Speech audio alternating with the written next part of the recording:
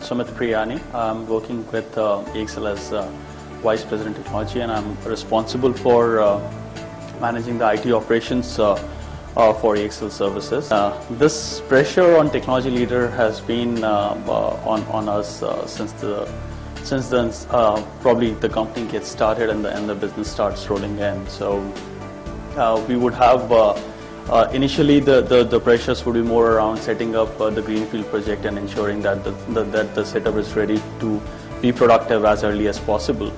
And once the setup is really in a BAU phase, then it's more of optimization, ensuring that the applications are really aligned to the business objective and the goal which have been set up by the organization.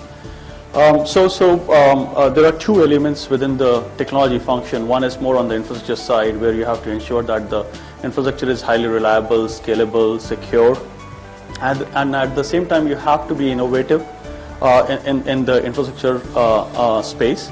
The second element is more around the application, where again you have two sections. One is the enterprise applications, which are critical and important to run the business and are more internal facing, and the second is really the customer facing applications, which in turn actually help you provide some services to the customer.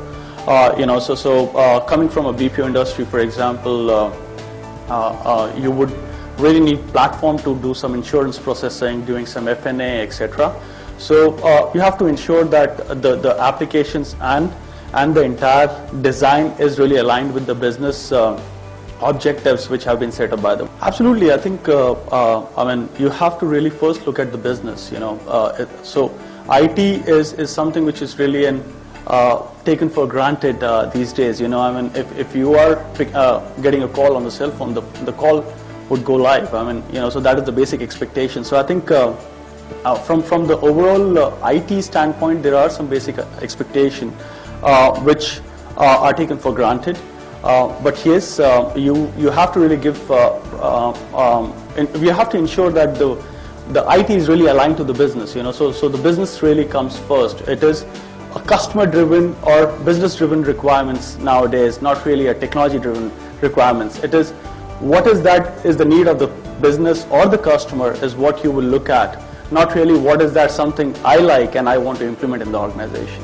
I think if the thought process is aligned and is really focusing on the business end objective, and if the technology is really an enabler to shorten the gap or to fast track or to optimize the delivery model, then definitely that is what will fly. So I think the technology has to be really aligned to business, as I said, and that is what will actually fly in and get management buy-in very fast. I think I remember days when during starting off my career, it was more of novel netware, where most of the terminals were really dumb terminals and everything was centralized. I saw a revolution where the changes happened and the personal computers came into play. So the data was not really centralized again. It was more decentralized. You would have file servers, central, domain controllers, etc., to kind of give the corporate services or enterprise services, and the applications would be really specific to the function. I think I again see that stage where we are again trying to make terminal not really a dumb terminal, but we are trying to centralize everything, be it the user desktops, be it the applications, be it the data, and we are trying to look at all the endpoints are really thin and really is kind of platform independent. So it doesn't matter what device, what tool you're using. Ultimately, you should be able to access the applications which you require to run the business, and you're able to deliver it from anywhere. So I think to summarize, I saw from a centralization to decentralization, and again back to centralization model. So that is what I have been what I have seen so far. So yeah, so security is probably a continuous improvement process. You know, it's not that you put a guard on the door and you feel that you're secure. So you have to you have to look at security all around. You know, so the early days when the information security etc. was kicking in, we were focusing on the network security and the you know, or the IT security and the physical security. But I think now the security is end to end, be it in computing end device to a complete environment or network. You know, so network perimeter, all the way you come in. Every device, every tool, every technology has to be secured, either through the means of encryption, either through the means of access control, either through the means of data protection, you know, tools, etc. So I think overall the technology has been you know, kind of ensuring that there are different levels and layers at which you are able to secure your IT environment. No, it's not nuisance for sure, but but it really depends. You know, if you ask within the same organization or enterprise, I think the Western countries, the adoption of bring your own device is comparatively higher and is kind of easier to sell through with the management. You know, and they understand the benefits related to that, and it even gives them flexibility to sometimes work from home. However, in India, I think it really depends upon the line of business and the profile you're trying to look at, bring your own device. For example, in a company where you have a work from home policy, you can be flexible and you can really ensure that you have ring-fenced the entire IT such that they can remotely work upon your environment.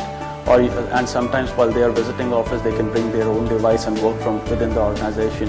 And of course, you have to put right checks and balances. But if you talk about industry which I currently belong, BPO industry, it's kind of difficult for us to adopt that you know, at a level below. So probably mobile staff and senior management users, you know, bring your own device is certainly doable and is very well accepted and is probably an essential today.